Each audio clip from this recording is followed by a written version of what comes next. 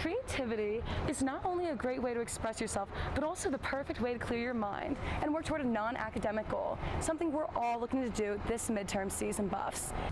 Sandwiches like this one right here, known on the menu as the Bova Special, but to the locals, the Brandon, won't be available much later than October of next month to satisfy students' late night craving. Now, today's air quality index in Boulder is as good as green. With an air quality index of 10, we are right where we want to be, guys. There's no better place to bike than in Boulder, but unfortunately, on average, there's around 1,000 bikes stolen in the city each year. Here's some helpful tips from the university on how to keep your bike safe and avoid bike theft.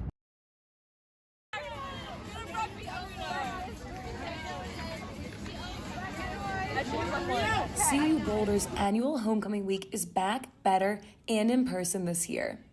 Tradition is a huge part of CU Boulder, and just school spirit and everyone supporting each other and just all coming together to celebrate being a buff. Students were able to enjoy a variety of festivities this week, including free Raising Cane's on Monday, free Cafe MacAulay burritos, and a guest speech by Alex Honnold Tuesday, a senior send-off night at the Rio Wednesday, and the Buff Bash on Fair and Field Thursday.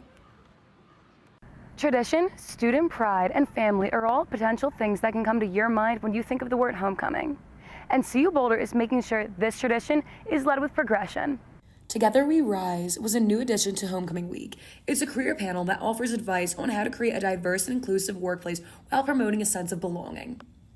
Underrepresented implies there's a whole, and then there are some who are trying to become the whole.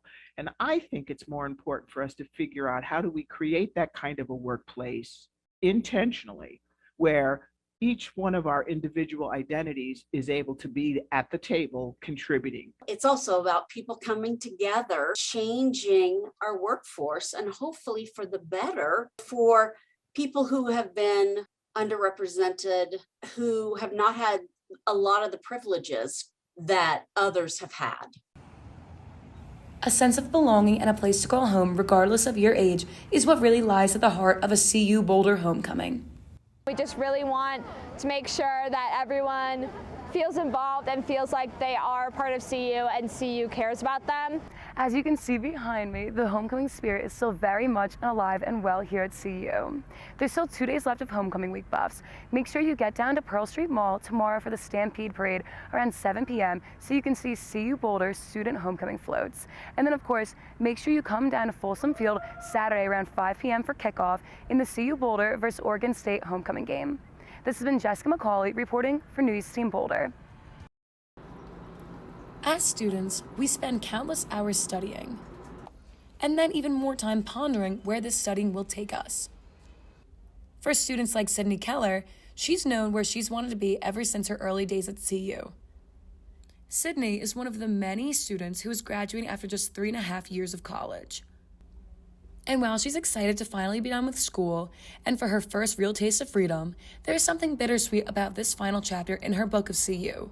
The university is not holding a university-wide commencement ceremony to honor this semester's graduates.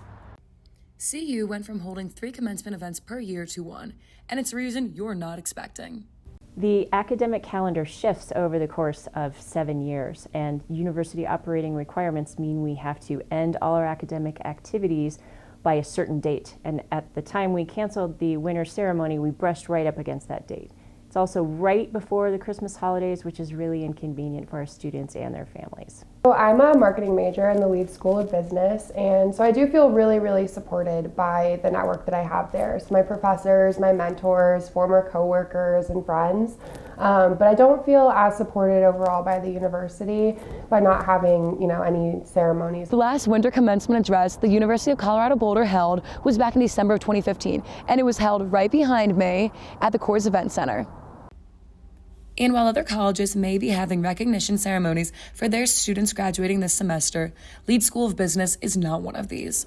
So my advisor, I reached out to her a few months ago and let her know that I wanted to graduate in December. And she let me know that there wasn't going to be a commencement or any kind of ceremony in December, but I could come back in May. I've decided to move to Chicago. I don't know that coming back in May is going to be entirely realistic.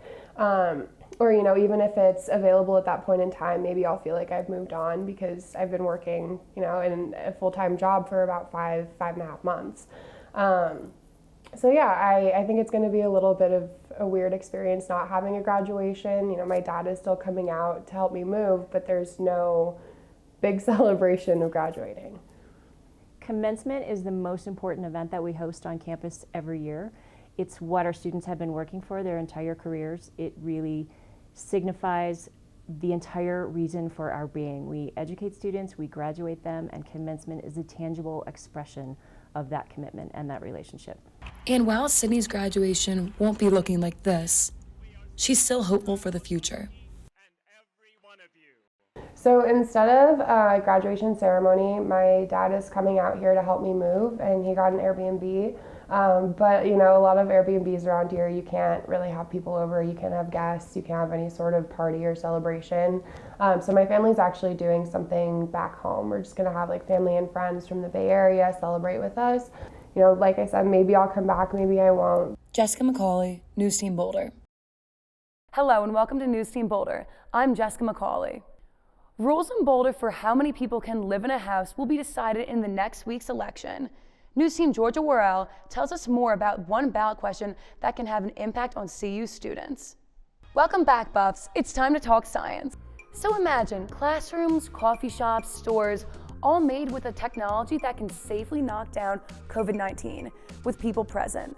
We know that ultraviolet can kill pathogens, but it can also be harmful to people, leading to sunburns and skin cancer. CU's environmental engineering professor, Carl Linden, says that there are certain types of UV light that can kill coronavirus and is also safe to use.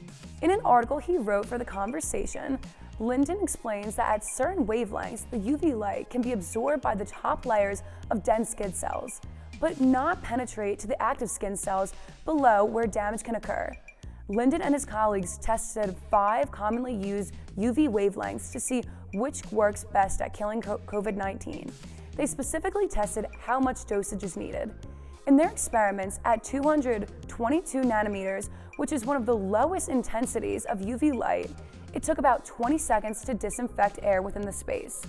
Whether in future pandemics or in times of normalcy, these types of UV lights could be installed in public spaces to reduce our exposure to everyday viral and bacterial threats. You could say it's been a good year for funding. CU Boulder nets an all-time high in annual research funds. $634 million will help fund studies in transportation, artificial intelligence, space, climate change, and more. This funding translates into new businesses, workforce training, and new intellectual property. In the last fiscal year, research at CU contributed to the creation of 20 companies, double the number usually formed. In total, research funding across all 4 CU campuses brought in nearly $1.5 billion. It's a nightmare scenario. A shooter enters your building. What will you do? Welcome to News Team Boulder. I'm Jessica MacAulay. Earlier this year, it was the King Soopers mass shooting at Table Mesa and Broadway. And even closer to campus, a person fired a gun over the Halloween weekend. Run, hide, fight. These words tell us what we should do in the event of an act of harmer. Today, CU Police conducted a defense class teaching students what to do when the unthinkable happens. This past Saturday at approximately 5:19 p.m., the Boulder County Sheriff's Office received a report from a scrambler stuck near the top of the 5th Flatiron and requested assistance in order to get off the rocks safely. After starting 7-0, Colorado's women's basketball hosts Dixie State for a non-conference matchup in the CU Event Center at 7 p.m. on Friday, December 3rd. The Buffs will be starting their holiday toy drive benefiting a precious child. Fans are encouraged to bring a new toy to donate. Collection bins will be placed at the entrances. After opening Pac-12 play with a win against Stanford, Colorado men's basketball returns to the CU Event Center for a non-conference matchup against number 13 ranked Tennessee. That's it for this edition of News Team Boulder. This show is produced by journalism students at the University of Colorado in the College of Media, Communication, and Information.